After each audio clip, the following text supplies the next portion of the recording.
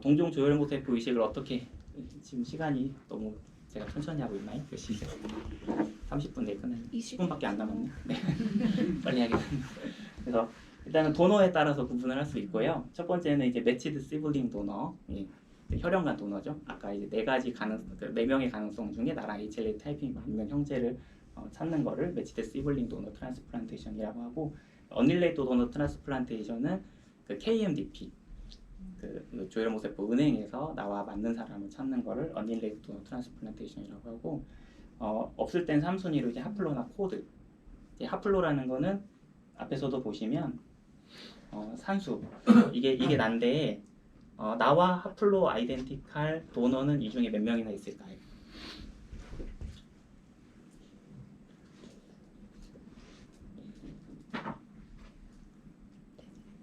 예, 4명이죠.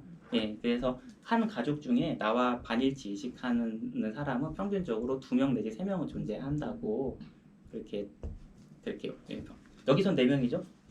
노란 거 맞는 거 아버지가 맞고, 또 이 사람도 노란 거 맞고, 초록색은 어머니가 맞고, 또 이 형제랑 맞고. 그러니까 하플로가 총 4명 있는 거죠. 이 6인 가족 중에서는요, 나랑. 그래서 이제 하플로는 거의 유니버설하게 존재한다고 돼 있어요. 그래서 이제 1번, 2번이 없을 때 3번 선택을 하게 되죠.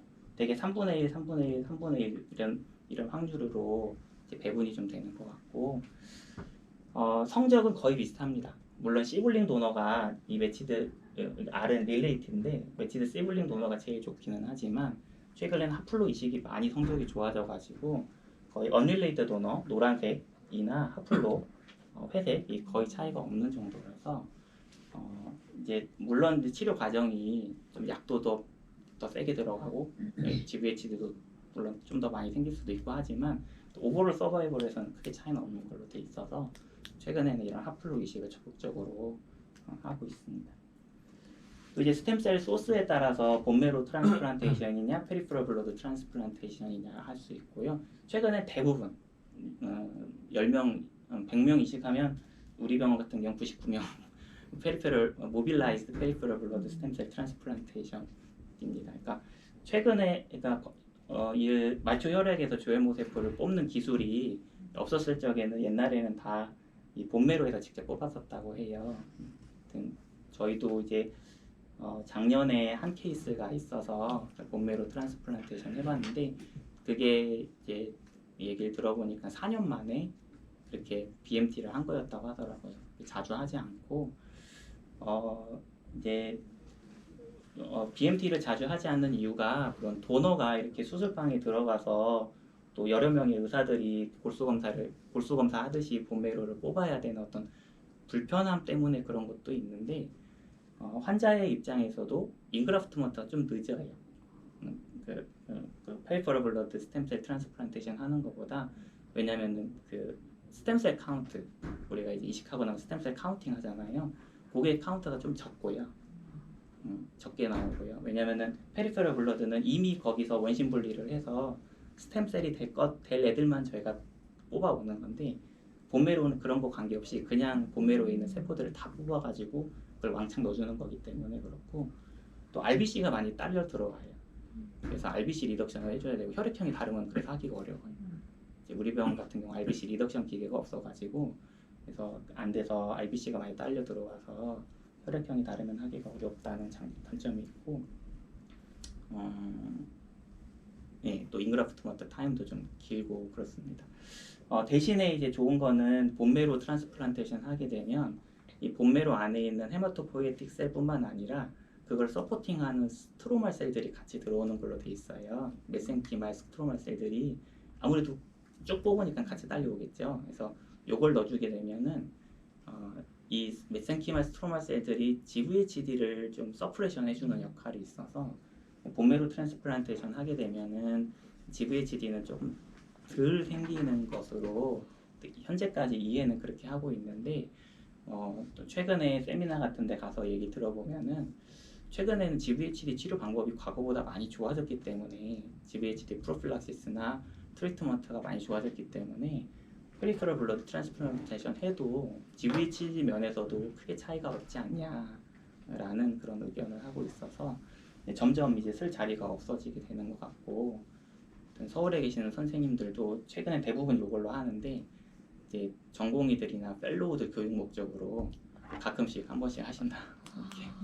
이렇게 우스갯소리로. 예, 왜냐면 BMT가 이제 우리 그 혈액학자의 자존심인데 이 BMT를 못하면 BMT의 대가 끊어지는 게 아니냐. 그래서 그래도 해야 된다 주장하시는 분들도 있습니다. 그리고 컨디셔닝 레지멘에 따라서 마일로 어블레이팅 컨디셔닝 레지멘이냐, 리듀스 인텐시티 컨디셔닝이냐, 넌 마일로 어블레이팅 컨디셔닝이냐 이렇게 나눌 수 있고요. 우리가 흔히 많이 쓰는 V2 플로나 V4 플로는 V4를 쓰면은 마일로 어블레이팅이고요. 이틀을 쓰면은 이건 리듀스드 인텐시티입니다. 그래서 부설판 용량이 4일 이상 들어가는 거는 마일로 어블레이팅. 마일로 어블레이팅이라는 말은 말 그대로 골수 황폐화인데요. 그러니까 개념적으로는 어떤 거냐면 케모테라피를 하고 나면 스스로는 회복이 안 된다는 거예요. 메로가 마일로 어블레이팅이라는 건 스스로 오톨로고스 리커버리는 안 된다는 거죠. 우리가 주무균실에서 항암 치료를 했을 때는 일정 시간 2주 내지 4주쯤 지나면 스폰테니어스 오톨로고스 리커버리가 되잖아요. 메로가. 근데 그게 안 될 정도로 하는 거를 마일로 어블레이팅이라고 하고 그렇지 않은 거를 이제 리듀스 인텐시티냐 아니면 넌 마일로 어블레이팅 이렇게 얘기를 합니다.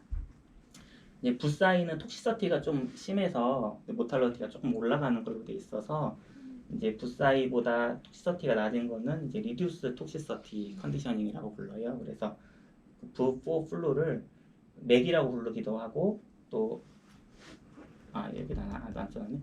맥 또 슬래시 리듀스트 톡시서티 이렇게 또 써서 부르기도 합니다. 그래서 또 TBI들 가끔 하는데 TBI가 2그레이 밑으로 들어가면 넌 마일로 어블레이팅이고 8그레이 이상 들어가면 마일로 어블레이팅인 걸로 이렇게 되어 있습니다. 그래서 컨디셔닝 레지멘에 따라서 이렇게 나눌 수 있다는 거고요.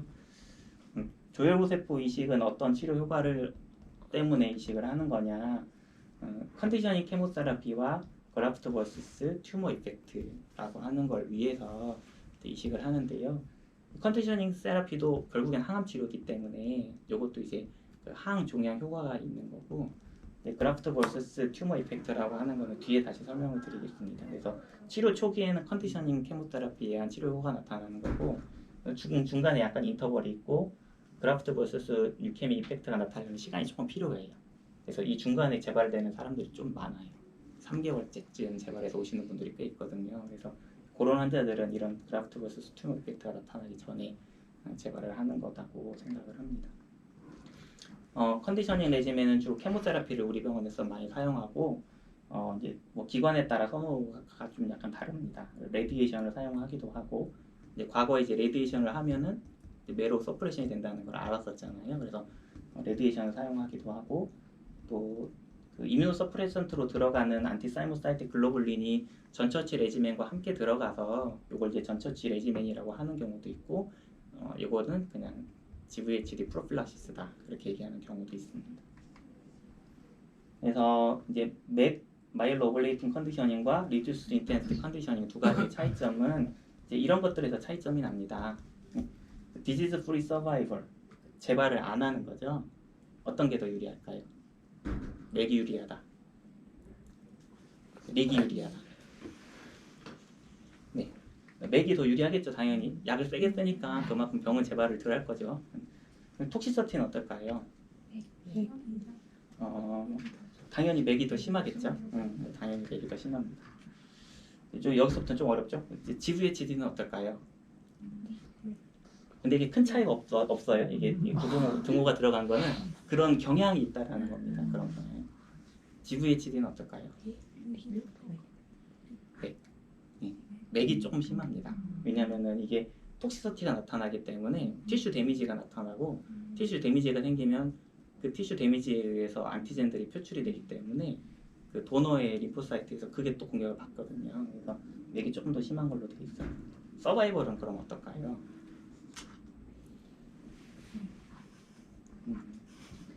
근데 요거는 비슷한 걸로 돼 있어요.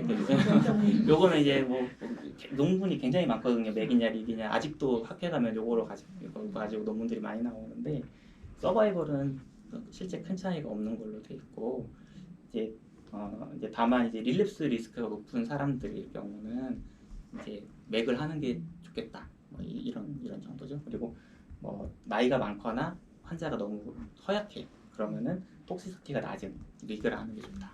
뭐 이런 것들이 결정을 합니다. 네, 우리 병원의 전략은 특별한 게 없으면 나이가 55세 미만인 경우는 맥을 이용하고요. 55세 이상 되면 리그를 이용합니다. 물론 환자의 어떤 디지즈 스테이투스가 재발의 위험성을 더 막는 게 좋겠다고 하면 맥을 55세 이상에서도 맥을 선택하는 경우도 있는데 이렇게 하고 GVHD 프로필락시스는 ATG는 매치드 시블링 도너나 어닐레이트 도너에서 하고요. 또 PTCY는 하플로나 간혹 선택적으로 어닐레이트 도너에서도 합니다. 그라프트 버서스 류케미 이펙트를 설명을 드리려고 하는 건데 그라프트 버서스 호스트 디지즈는 이제 림포사이트가 들어와서 호스트에서 여러 가지 오간 데미지를 일으키는 거를 그라프트 버서스 호스트 디지즈라고 하고요.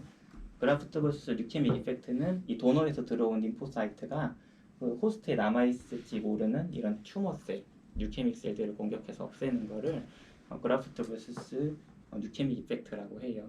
그래서 GVHD랑 거의 비등한 걸로 돼 있어요. GVHD 중에서도 아큐트가 아니라 크로닉 GVHD, 크로닉 GVHD가 생긴 사람들은 그라프트 버서스 류케미 이펙트가 잘 생기고 치료가 잘 되는 걸로 그렇게 이해를 하고 있습니다. 그래서 이제 재발한 환자들 같은 경우는 우리가 이 림포사이트만 뽑아서 넣어주기도 하잖아요. 케모는 약하게 하고 림포사이트만 뽑아서 도너 림포사이트 인퓨전이라는 치료를 하기도 하는데 그러한 이유가 바로 이제 이러한 치료 효과를 노리기 위해서 도너 림포사이트 인퓨전 합니다. 이제 항암 치료하고 나면 호중근만 올랐으면 다 끝났다 하고 이제 안심하고 가십시오 이렇게 하는데 이식은 좀 다릅니다.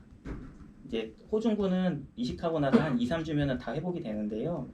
이제 나머지 뭐 B셀이나 얘도 B셀이구나. 그러니까 플라스마 셀, B셀, T셀 이런 것들은 거의 1년 가까이 돼서야 회복이 돼요. 그래서 그러니까 눈에 안 보이는 그런 면역 기능이 이식을 하고 나면 회복이 굉장히 늦고요. 또 특히 중요한 건 메모리 셀들이 대부분 없어지기 때문에 우리가 이전에 가지고 있었던 그 면역 효과, 예방 접종해서 생긴 면역 효과들이 싹 사라지게 되거든요. 이식을 하고 나면. 그래서 이제 환자분들한테는 갓난아기가 됩니다. 그래서 갓난아기 태어나면 100일 동안은 밖에도 안 내보내죠. 이러면서 대부분 3개월 동안은 절대 어디 밖에 많이 다니지 마십시오. 그렇게 설명하는 이유가 ANC는 정상이지만 나머지 면역 세포들이 회복되려면 시간이 좀 걸리기 때문에 그래요. 우리 병원의 데이터고요. 이거는 이제 이식을 제일 많이 한다는 그 미국의 프레드 허친슨 캔서 센터 시애틀에 있는 지금은 좀 바뀌어서 중국에서 제일 많이 하는 것 같긴 해요. 이식을 사람들이 엄청 많으니까. 근데 과거에는 이제 이 병원에서 제일 많이 했고 이식 성적이 이렇게 좋아졌습니다. 과거 20년 전에는 한 50% 정도 됐으면 10년 전에는 한 60% 정도 되고요. 요거는 제가 펠로우 때 데이터를 정리한 건데 붓사이와 붓플로를 이렇게 정리를 한 거예요. 붓플로가 약간 더 위에 있는데 하여튼 뭐 그 두 가지가 큰 차이는 없었고 우리 병원에서는 이식을 하고 나면 한 4분의 3 정도가 이제 롱텀 서바이벌을 하는 그런 거를 보여주고 있죠. 그러니까 과거 70년대만 하더라도 100명 중 10%였는데 지금은 100명 중 한 70명 정도는 롱텀 서바이벌을 한다는 거죠. 이식을 하고 나면. 하지만 아직도 합병증은 만만치 않습니다. 치료에 의한 사망률이 한 5 내지 10% 정도 있고요. 이것도 이제 과거보다 좋아지기는 했지만 아직도 한 5 내지 10%는 하다가 문제가 생길 수가 있죠. 이제 이런 합병증들을 예측할 수 있는 여러 가지 스코어링들이 많이 나와 있고요. 저희가 사용하는 건 HCT, CI, 헤마토포에틱 스템셀 코모비디티 인덱스라는 거를 제가 이제 꽈별 서식에 넣어가지고 이식하러 입원한 환자들은 제가 체크를 해서 다 넣어놓긴 하거든요. 그래서 요런 거를 넣어놓습니다. 그래서 아무래도 코모비디티가 높은 사람들은 NRM, 넌 릴랩스 모탈리티가 높고 서바이벌이 떨어지는 그런 결과를 보여줍니다. 네, 마지막으로 통계 자료 이거는 그냥 이렇게 눈으로 보고 넘어가면 되는 건데 병원 조혈모세포 이식 간호사회라고 하는 곳에서 매년 통계 자료를 발표를 해요. 그래서 지금은 마지막으로 나온 게 2018년도 거까지 합친 거를 지금은 발표를 했고 아마 올해 말에 2019년도 데이터를 이렇게 발표를 하고 항상 그 전년도 데이터를 그해 말에 발표를 하더라고요. 그래서 현재까지 총 한 3만여 건 이식을 시행을 했다고 하고 자가 이식은 한 15,000건 정도 됩니다. 그래프에서 가장 특징적인 게 어떤 건 것 같으세요? 요거거든요. 요거 녹색선. 핫플로가 그만큼 많이 올라갔다는 거고요. 핫플로가 거의 언릴레이티드, 시블링, 핫플로 지금 거의 비등비등하게 3분의 1, 3분의 1, 3분의 1 동종 이식에 각각 1대 1대 1 정도로 지금은 하고 있습니다. 우리 병원은 작년에 65례 맞죠, 선생님? 네, 작년에 65례 했고요. 이제 우리 병원도 마찬가지로 이게 주황색이 핫플로인데 핫플로가 이제 많이 늘어나서 이제 여기 매치드는 시블링과 언릴레이트가 합쳐진 거거든요. 거의 1대 1대 1의 비율로 하고 있고 이 위에 있는 건 자가 이식입니다. 자가 이식 이렇게 하고 있습니다. 이제 도너 타입에 따라서 이게 핫플로, 시블링, 언릴레이트가 거의 지금 1대 1대 1의 비율이 된다는 거고요. 스템셀 소스로는 아까도 말씀드렸듯이 100명 하면 거의 99명은 PB, 요즘 PB 많이 하고 본메로 활용 경우는 굉장히 제한적으로 GVHD를 조금 낮출 목적 그런 경우는 어떤 경우가 있을까요? GVHD가 전혀 필요가 없어요. 이 환자들은. 예. 차지 선생님은 공부 안 하셨는데도 바로 하시는. 그러니까는 안티 튜머 이펙트가 필요가 없는 거거든요. A 플러스 아네미아는 유케미아가 아니기 때문에 A 플러스 원에미아 같은 경우는 GVHD가 생기면 환자한테 좋을 게 하나도 없어서 그래서 이제 그 경우에 선택적으로 아직도 본메이로를 하기도 합니다. 인디케이션은 아무래도 이제 AML, ALL 순이고요. 자가 림포마나 마일로마는 대부분 자가 이식이라고 보시면 되겠고요. 이식한 성별은 이렇게 차이가 나고 이제 여기서도 이 초록색 핫플로 초록색이 핫플로인데요. 핫플로. 근데 핫플로가 점점 늘어나고 있다. 백분율로 봤을 때도 핫플로가 점점 늘어나고 있다는 거고 이제 스템셀 소스에서도 제일 밑에 있는 건 오톨로거스고 제일 위에 있는 건 언릴레이트 도너고 그다음 이 보라색은 시블링 도너고 그래서 언릴레이트드 시블링 핫플로가 거의 큰 차이가 없는 이런 경향을 보여주고 있습니다. 네, 여기까지인데요. 네, 사진을 좀 다시 찍어야 될 것 같아요. 네, 언제 다시 한번 사진을 찍으시죠. 네. 혹시 질문이나 코멘트? 네.